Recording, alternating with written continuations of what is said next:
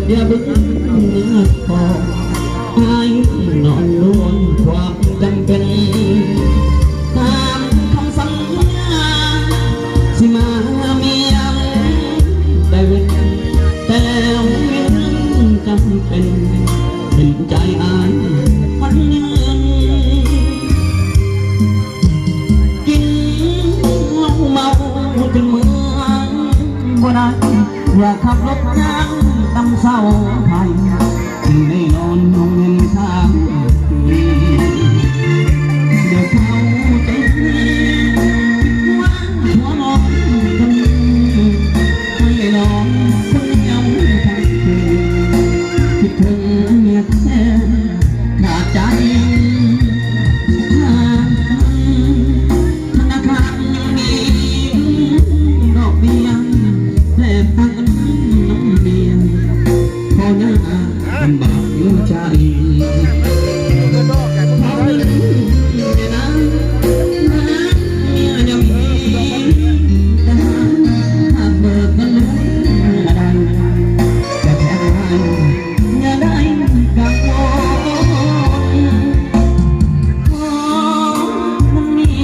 เป็นเสียงข่าวต่อไปนี้อายขอพรจะหมดคำอีกแล้วนะหมดให้นอนคนเดียวหมดใจเกี่ยวคนถ้าอายนอนสองคนสร้างบ้านที่ฟ้าอาเดียง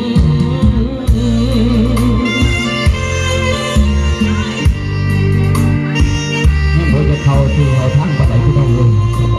พนักงานฉันได้หลายจอฉันพูดที่เขาที่เขาทั้งอยู่เราเคยว่าจะเอา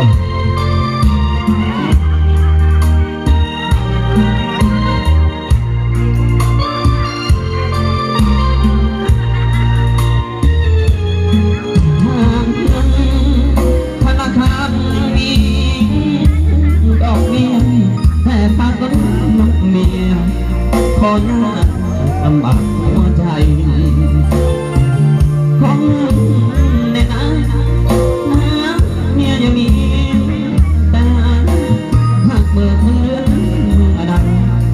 จะแถมมาอย่าได้กังวลมันเมียเป็นเสียงข้าวต่อไปนี้อายขอมาพองจะหมดคำอีกแล้วนะมนอายนอนคนเดียวบ่มีใดเกี่ยวคน